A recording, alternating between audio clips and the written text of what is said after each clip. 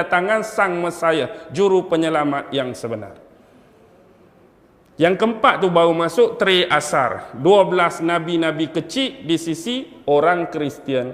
Bermula dengan Nabi Hosea, Nabi Yul, Nabi Amos, Nabi Obadjah, Nabi Nahum, Nabi Mikha, Nabi Habakuk, Nabi Yunus, Nabi Zefanya, Nabi Hajai, Nabi Zakaria, Nabi Malachi. Pernah dengar? Tak pernah, biar. Ni Nevi'im Aharonim cerita pasal 3 orang tadi. Yesaya, Yeremia dan Yehezkiel. 3 nabi ni lah yang banyak membicarakan tentang apa?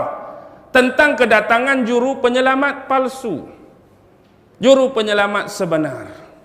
Palsu merujuk kepada penyelamat bermata satu, penyelamat sebenar merujuk kepada Nabi Isa. Dan ramalan ini juga dah diberitakan oleh Rasulullah. Kita nak tolak atau tidak ramalan mereka?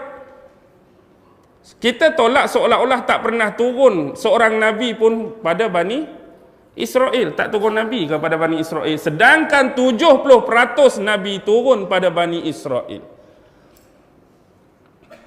Bukan kita maksud tak menolak. Maksud kita di sini ialah sebagai komparatif.